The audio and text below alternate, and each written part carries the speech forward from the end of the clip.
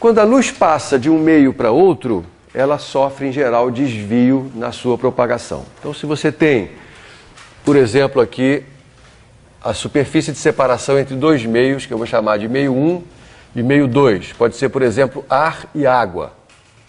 E a luz chega na superfície de separação entre os dois meios. Aqui estou representando a chegada pelo raio luminoso, que representa a propagação da luz. Em geral, quando ela passa para o meio seguinte, supondo que os dois sejam transparentes, claro, né? Senão a luz não se propaga, ela vai mudar de direção. Eu estou representando aqui a mudança de direção. Isso é muito fácil de você observar. Um copo com água, né? Você bota um lápis dentro, você vê imediatamente que ele parece quebrado. Né? Essa quebra do lápis está associada a esse fenômeno, o fato de que a luz muda a direção de propagação quando sai de um meio e vai para o outro. Aí o senhor Descartes, um francês do século XVII, descobriu a lei chamada lei da refração, que liga o ângulo de incidência com o ângulo de refração. E aqui, refração e reflexão começam pela mesma letra. Então toma cuidado para você não confundir R de refração com R de reflexão. Depende do fenômeno que você está analisando. Né? A lei da refração não é tão simples quanto a lei da reflexão. A lei da reflexão é simplérrima, né?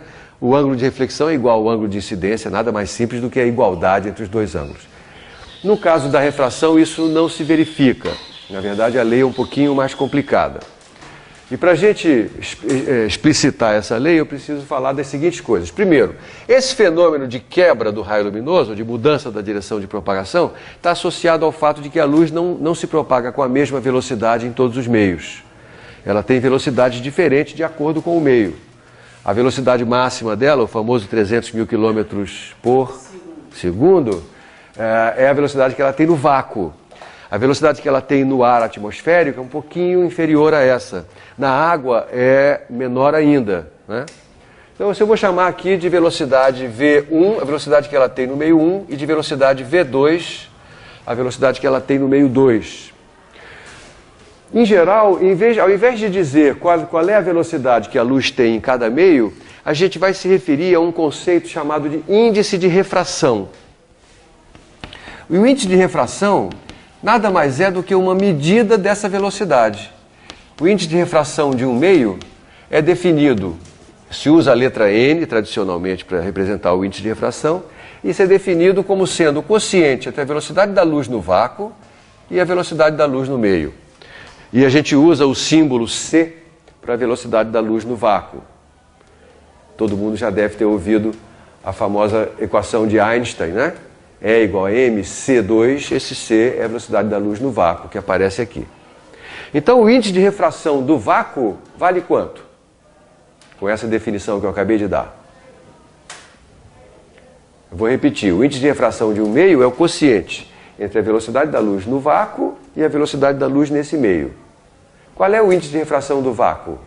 1, por definição, não é verdade? Se eu tiver um meio no qual a velocidade da luz seja a metade do que é a velocidade no vácuo, qual vai ser o índice de refração desse meio? 2. E assim por diante. Então, quanto maior for o índice de refração, menor é a velocidade da luz naquele meio. Tá certo? E aí, a lei da refração é expressa em termos desse índice de refração.